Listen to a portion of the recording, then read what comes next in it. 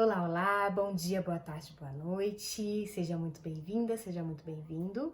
Eu sou Luana Lemos, psicóloga familiar, de adultos e infantil também, e apaixonada por desenvolvimento humano. E hoje eu vim falar com vocês um pouquinho sobre um tema bem legal, que é o andar, falar e pensar. O andar, falar e pensar é o processo de desenvolvimento que torna o ser humano, que diferencia o ser humano dos outros seres vivos na Terra. Como que o desenvolvimento saudável desses três pilares possibilita uma saúde física, emocional e psíquica equilibrada. Então, o conteúdo do vídeo de hoje é baseado nos estudos de antroposofia de Rudolf Steiner e do método Padovan, que tem como pilares tanto a antroposofia quanto os estudos de neurologia.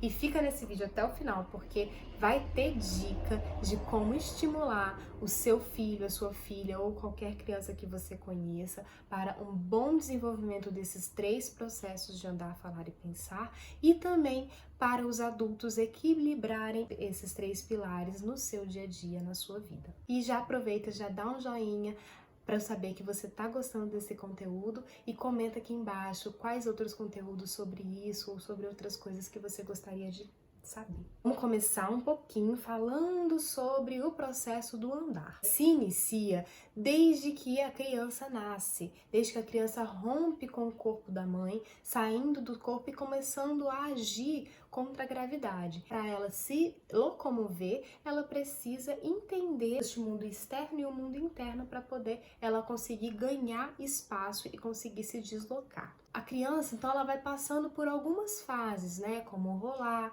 o rastejar, o engatinhar, e é importante que ela passe por todas essas etapas para poder ela se desenvolver em sua plenitude. Se alguma etapa não for concluída, alguma lacuna vai ficar e vai ter uma repercussão disso lá na frente, no futuro. Ela começa por volta de um ano a andar com as mãos livres, então ela vence a gravidade, coloca-se de pé.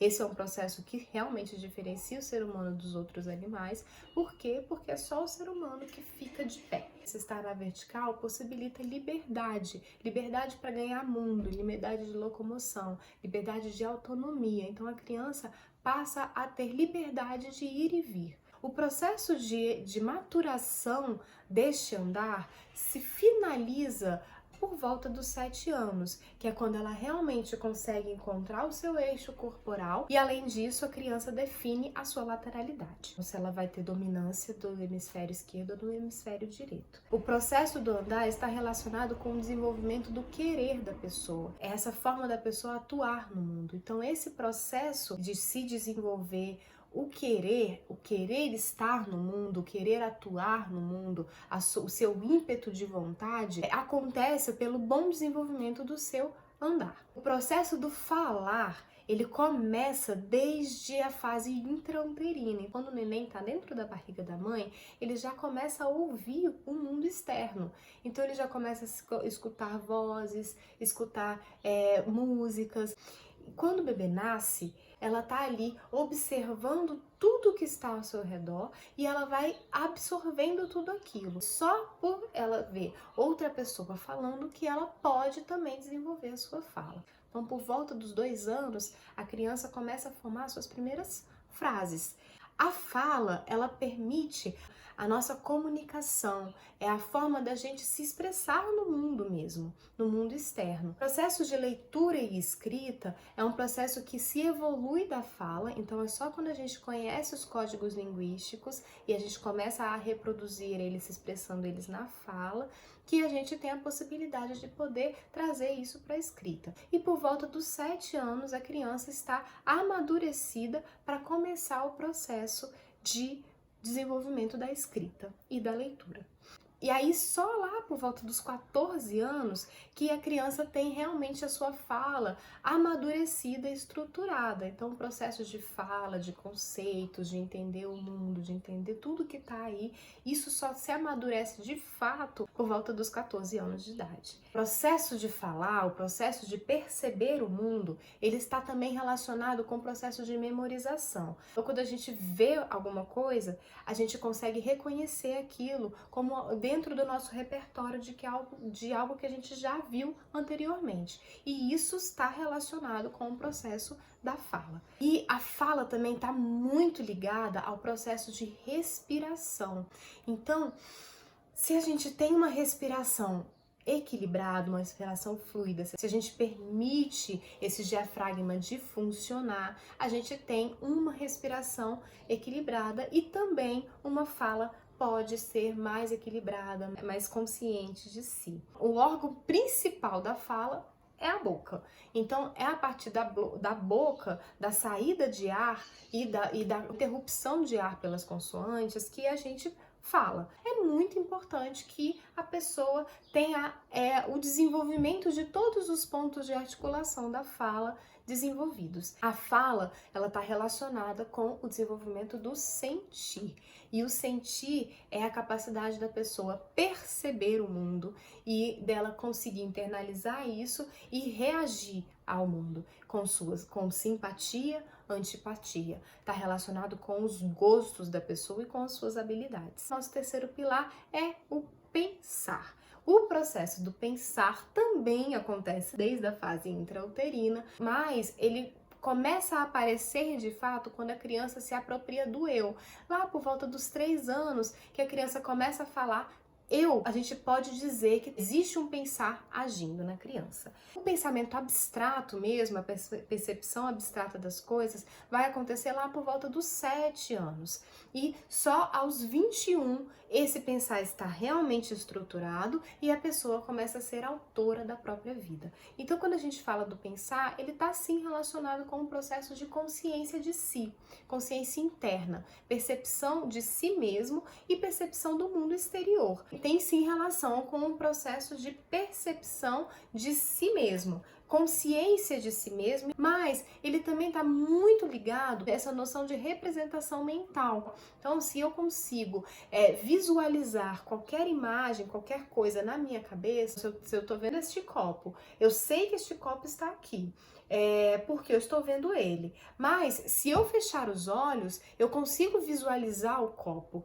Essa percepção, ela é uma representação mental, e a representação mental está ligada com o pensamento. O pensar, ele é uma atividade antigravitacional, então ele consome muita energia e ele desvitaliza. Então, quanto mais a gente pensa, mais a gente se desvitaliza. Por isso que é importante a gente ter sono, a gente conseguir dormir. Por quê? Porque quando a gente dorme, a gente revitaliza, recuperar as nossas energias. O processo do pensar está muito relacionado com o andar e o falar. Então, se a gente tem um andar bem equilibrado, um andar bem ajustado, um corpo saudável, que permite um movimento saudável pelo mundo, que a gente tem uma fala bem estruturada, bem organizada, um sentimento bem estruturado, a gente tem consequentemente, uma possibilidade maior de ter um pensamento também bem organizado, consciente, equilibrado. Uma pessoa com qualquer dificuldade nesse processo de andar e falar,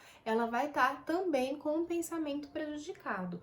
Então, quanto menos eu tenho consciência do meu corpo, da minha capacidade de fala, da minha capacidade de percepção e de expressão, menos eu tenho também consciência de mim mesma e representação mental, consequentemente, meu pensamento fica prejudicado. O sistema nervoso do ser humano, ele busca pela economia. Se a gente tem um equilíbrio nesses três pilares, a gente tem uma economia maior de energia, a gente pode, por exemplo, tomar melhores decisões, agir com mais equilíbrio, ter mais consciência de si mesmo. Então, se a gente desenvolve com equilíbrio esses 3 pilares, a gente vai também desenvolver com equilíbrio. Se você tiver alguma dúvida, você também pode deixar aqui nos comentários, que eu vou ter o maior prazer de te responder. Então, vamos às dicas. Então, a dica número 1 que eu tenho para dar para as crianças é permitir que ela explore o mundo com os seus olhos, com as suas mãos e com a sua boca. E isso vale para os bebês e vale também para as crianças maiores.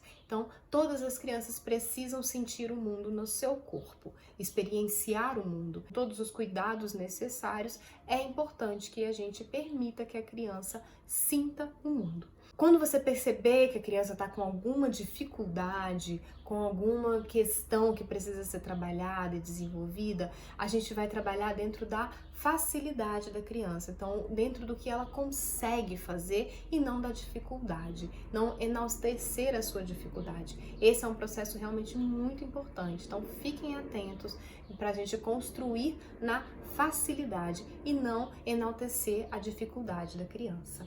E isso vai influenciar muito o seu processo de autoimagem, o seu processo de autoconfiança. A dica número 3 que eu tenho para falar para vocês é ensinar a criança a respirar, ensinar a rir e chorar.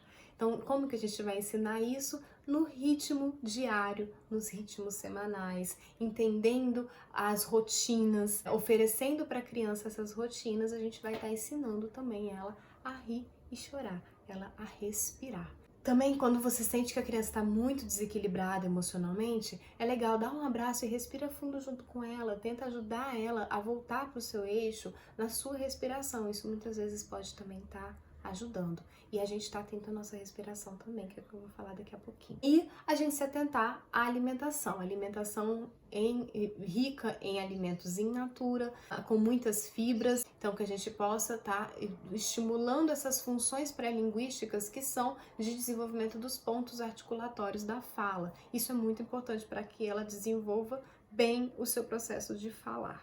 E o movimento, brincar livre, movimentar-se, permitir que a criança pule, suba nas coisas, explore as coisas. Então, além dela experienciar as coisas com as suas mãos, com seus olhos e com sua boca, ela precisa de movimento para ela ganhar espaço, para ela poder se sentir segura em estar nesse mundo e poder se desenvolver. Então, vamos para as dicas para os adultos.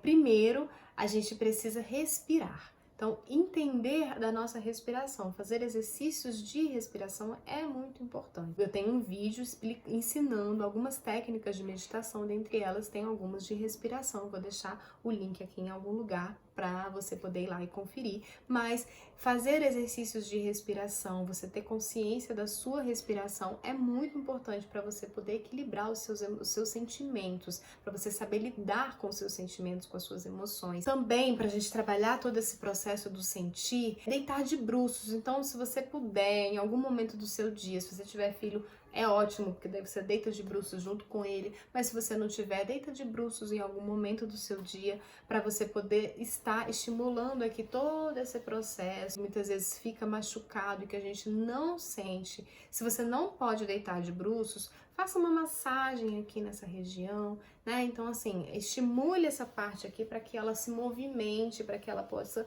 lidar com o que está acumulado, que está guardado aqui. Atividade física, que possibilite o movimento, pode estar trabalhando equilíbrio, organização corporal, eixo corporal. Então, fazer alguma atividade física é muito bom. Nesse sentido, eu recomendo muito a yoga, porque ela trabalha com todo esse processo. Indico muito e vou te dar uma dica para você poder ir lá conferir.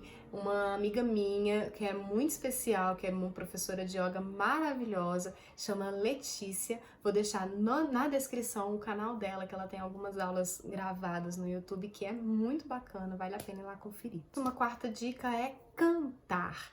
Se expressar. O cantar, declamar uma poesia, é alguma coisa que ajuda muito a expressar o que está dentro da gente. Então, cante, declame uma poesia. Você pode fazer isso também para crianças grandes, tá? Todos esses exercícios para os adultos vale para as crianças e adolescentes, para as crianças maiores, lá por volta dos 10 anos, e adolescentes. Vale muito a pena fazer esses exercícios também, de cantar, de deitar de bruços, de respirar. Quinta dica é o sono. Essa dica, na verdade, não é só para os adultos, para todo mundo. Se você tem um sono equilibrado, você tem revitalização da sua energia vital, um equilíbrio interno. Se você tem uma boa rotina de sono, de dormir bem, acordar bem, você vai estar também equilibrando todo esse processo de andar e de pensamento, principalmente, tá bom?